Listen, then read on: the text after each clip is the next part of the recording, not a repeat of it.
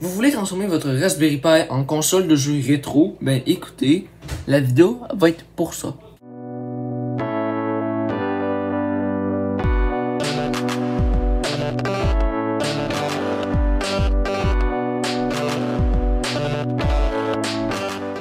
Avec le système d'exploitation RetroPie qui est disponible sur Raspberry Pi 0, 1, 2, 3, 4 et 400, on va pouvoir faire tourner des jeux rétro à partir de Famicom, NES, tout ça, jusqu'à Nintendo 64. Alors, avec ça, vous allez pouvoir faire tourner beaucoup de jeux comme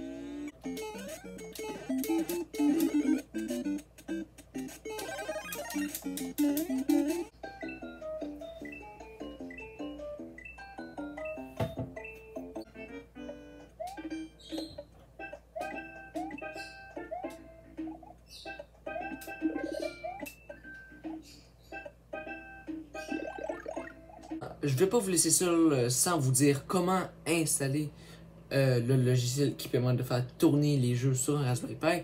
Donc pour ça, je vais faire un petit tuto parce que sinon, s'il y en a qui savent pas, ils vont pas aimer la vidéo, on va dire. Donc, je vais faire un petit tuto sur ordinateur avec un logiciel qui s'appelle Raspberry Pi Imager. C'est un truc, un exécutable ce que tu peux trouver sur internet. Je vais vous mettre le lien si vous voulez. Mais sinon, je pense que vous l'avez déjà sur votre ordinateur si vous avez déjà programmé un Raspberry Pi dans votre vie. C'est Raspberry Pi Imager. Bon, ça s'appelle comme ça. Donc, pour faire ça, je vais utiliser une deuxième carte SD que je n'ai pas utilisée. Donc, je retire ma carte SD avec mes jeux puis je le refais pour vous. Donc, j'utilise un petit adaptateur micro SD. Comme ça.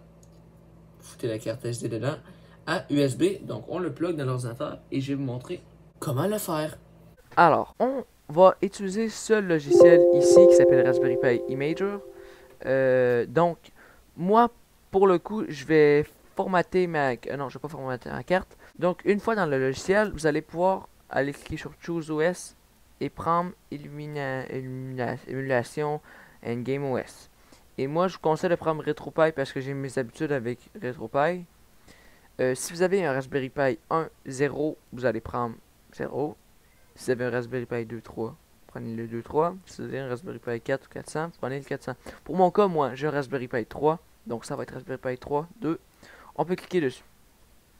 Ensuite, ici, notre storage, c'est notre carte SD en gros. Où est-ce qu'on va copier l'image du démarrage. On va le copier sur notre carte SD 16G. Et on va écrire. On va en gros coller le ça. Alors oui, c'est normal que ça apparaisse ici. C'est normal. Ne paniquez pas. Ça prend environ 5 minutes, je dirais. À peu près. C'est un petit peu long. Mais ça se fait.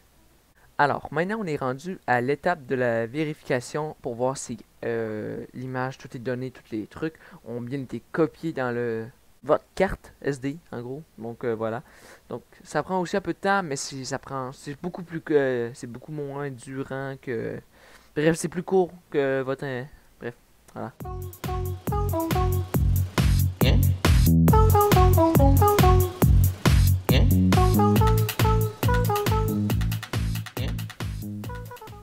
Et voilà, donc il va vous ouvrir des pages, c'est normal, c'est des petites, c'est comme ça, c'est juste pour c'est normal. Alors, nanana, RetroPie a bien été écrit sur tout, sur la carte, là, vous pouvez retirer votre carte from le lecteur. Bref, vous comprenez, je suis pas le pro en anglais, mais je lis un peu. Donc, on va pouvoir prendre la carte et on va pouvoir l'insérer dans le Raspberry Pi. Donc, vous avez votre Raspberry Pi ici, et vous avez votre carte SD. On la voit pas. Ok, donc, on fait quoi? On insère la carte SD dedans. Hop, voilà, elle est dedans. Donc, votre carte SD est mise dedans. Après, ce qu'on fait, c'est qu'on... Ce câblage est mis. Et si c'est pas déjà fait, vous branchez une manette. Moi, en l'occurrence, c'est une manette sans fil. Donc, ça peut être une manette de NES USB, comme j'ai moi aussi. C'est une manette de NES, mais avec une plug USB. Mais bon, moi, je sais pas pourquoi j'aime mieux jouer qu'une manette comme ça. C'est une manette de PS3, mais ça marche pareil. Bref, donc, vous avez votre contrôleur branché, vous avez votre manette en gros là, avec votre plug HDMI, tout ça. Moi j'ai juste une deuxième plug parce qu'il y a un clavier aussi qui est branché. C'est mon petit clavier comme ça là que je me sers. C'est-à-dire que je peux changer d'un système à l'autre. C'est-à-dire que là, si je veux plus jouer aux jeux vidéo, je prends mon autre carte SD et je change pour un Windows. C'est ça qui est incroyable. Donc on branche l'alimentation. C'est ma fan qui allume. Et voilà ce que ça montre. Resizing d'autres systèmes, c'est normal que vous l'avez vu partition. Alors, ça va booter sur un écran en couleur. Hein? Hein? Hein? Donc, vous allez arriver avec un petit message Welcome, Gamepad Detected. Appuyez sur un bouton pour configurer le device. Donc, moi, j'appuie sur un bouton. Donc, X par exemple, il faut que je le tienne. Voilà, on le tient. Et on configure les boutons. Donc, presse ça en l'ordre.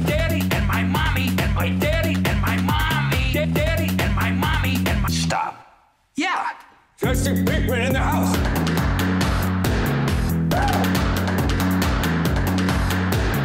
Bitch. Little bitch. I made you my bitch. Jesse. Bitch. Yeah, bitch. Jesse. Bitch. No, I am the danger. I am the one who knocks. Say my name, Mr. White. God. Donc voilà, RetroPie, c'est prêt. Donc, on a un émulateur vide ici. Mais on va le remplir. Donc, on n'a aucun jeu à l'intérieur, mais on va le remplir. Pour mettre des jeux à l'intérieur, c'est pas très compliqué.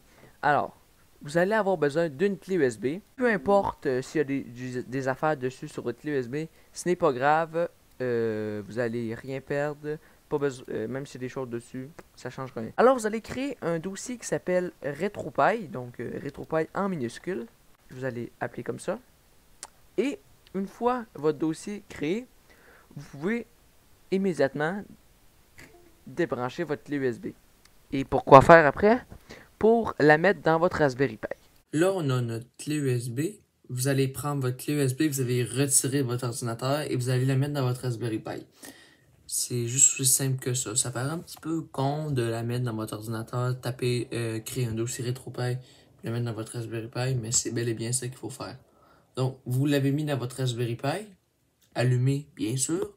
Vous allez attendre environ 5-10 secondes avec votre clé USB dans le Raspberry Pi ouvert sur votre logiciel RetroPie. Et après, vous allez encore pouvoir retirer la clé USB de votre Raspberry Pi et la mettre dans votre ordinateur. Et ensuite, vous allez voir. Écoutez-moi, ça paraît très con de mettre votre clé USB dans votre ordinateur, de taper RetroPie, puis d'ensuite la mettre dans votre Raspberry Pi, puis de la ressortir après. Mais c'est vraiment juste ça. Une fois que vous avez mis votre clé USB dans votre ordinateur, vous avez créé le dossier RetroPie. Ensuite, vous avez mis votre clé USB dans votre Raspberry Pi avec le RetroPie ouvert. Vous allez pouvoir retirer votre clé USB immédiatement. Ben, vous la mettez environ une dizaine de secondes et vous la ressortez. Et vous la remettez dans votre ordinateur. Et là, dans votre dossier RetroPie ici, il va se créer 3 dossiers. BIOS, config et ROM. Vous allez cliquer dans ROM et vous allez avoir tous les dossiers de les jeux. Donc moi, en l'occurrence, j'ai déjà beaucoup de ROM de jeux vidéo N64 dans un petit dossier ici. Donc, attendez. Donc voilà, donc ici j'ai des jeux de NES, Super Mini NES, Famicom, Nintendo 64. J'ai beaucoup de NES et de Super Nintendo. Donc j'ai beaucoup de jeux. Donc, ce que vous allez faire, c'est que vous allez aller, si vous n'avez pas déjà de ROM, je vais vous mettre un site en description où que vous allez pouvoir utiliser le site. C'est super simple, je vais vous faire une démonstration. Ça s'appelle consolerom.com. Vous tapez un jeu SNES et vous allez trouver des jeux. Bon, alors c'est sûr que là, j'ai pas des jeux malades, hein. J'ai vraiment des jeux plus SNES ROM. Donc voilà. On a des jeux de SNES. Donc vous avez beaucoup de sections, ça continue. Donc voilà, vous avez plein de jeux de NES, de SNES pardon, de Super Nintendo. Ici, si vous tapez NES, vous allez avoir plein de jeux de NES comme Legend of Zelda, Punch-Out, trucs comme ça, Mario, les classiques sont plus bas un petit peu. Mais vous avez beaucoup de jeux, voilà, comme classique Mario, ils sont là. Alors, si vous avez trouvé un jeu que vous souhaitez avoir, donc par exemple Mario, vous cliquez sur View et vous cliquez juste sur Download, nanana. Voilà, vous attendez le jeu et vous attendez 4 secondes. Une fois les 4 secondes attendues, vous allez avoir votre dossier zip que vous allez pouvoir ouvrir. Et c'est ce petit fichier ici que vous allez pouvoir avoir. Donc moi par exemple, c'est un jeu de NES, mais c'est un jeu de NES, mais qui est fait pour la Game Boy. Donc c'est un jeu, c'est Mario Bros classique, mais pour la Game Boy. Et par exemple, je vais faire une démonstration. Je vais récupérer mon fichier que j'avais. Je peux fermer la page internet. Ça ne sert à rien. Je vais récupérer le fichier que j'ai téléchargé. Donc dans Download, Classic NES. Vous allez ouvrir le truc et prendre directement votre fichier que vous allez pouvoir glisser sur votre bureau. Ça ici, vous n'aurez plus besoin. Vous allez pouvoir le jeter. Et voilà votre ROM. Ça, c'est votre jeu. Maintenant, vous allez pouvoir aller dans votre dossier ici de clé USB RetroPie, ROM. Et vous allez prendre le dossier du jeu, mais le dossier de la console en question, et vous allez déplacer le ROM dans le dossier. Donc moi, ici, c'est un jeu de GBA, c'est Super Mario Bros. Pour la Game Boy. Donc GBA, et je mets le jeu ici. C'est tout. Une fois que j'ai fini, je peux fermer ça et je peux retirer la clé USB. Maintenant, il vous reste une étape à faire. Vous avez mis vos jeux dans votre clé USB dans le bon dossier. Il vous reste à prendre la clé USB dans votre ordinateur, éteindre votre Raspberry Pi, mettre la clé USB dedans et rallumer votre Raspberry Pi et vos jeux vont être là. Une fois les jeux mis, vous n'aurez plus besoin de la clé USB. Les jeux vont être enregistrés dans la carte SD avec le système. Ça redémarre, c'est...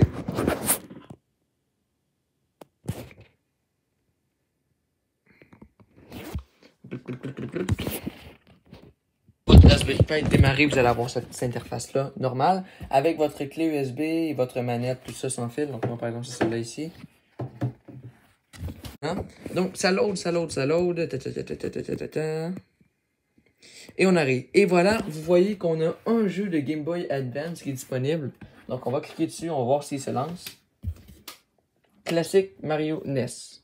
C'est un jeu de Game Boy, mais ça peut être une copie qui a été faite. Donc on va voir c'est quoi, si c'est bel et bien une copie ou c'est un jeu de Classic NES mais qui a été fait pour la Game Boy. Alors, l'enregistrement s'est coupé au moment où que j'allais commencer à lancer le jeu. Donc j'ai eu la flemme de recommencer à retourner tout au complet. Donc je me suis dit que rendu à ce point-là, vous avez compris un peu comment ça marche, puis qu'il manquait une petite étape, lancer le jeu. Mais je pense que vous êtes capable de faire ça. Je pense que vous n'êtes pas assez con pour faire ça. Bref, je crois que vous le savez. Donc, ben voilà, je vous laisse avec le reste de la vidéo. Donc en gros, c'est le même principe pour tous les jeux. Donc c'est pareil. Vous sélectionnez votre ROM sur un site en ligne. Vous pouvez utiliser un autre site que le mien. Moi, je vous le conseille, mais vous pouvez utiliser un autre site. Vous prenez votre ROM, vous l'extrayez, vous le sortez. Bref, vous prenez le fichier en question important et vous le glissez dans le dossier de la console que vous voulez jouer en gros avec le jeu. Voilà,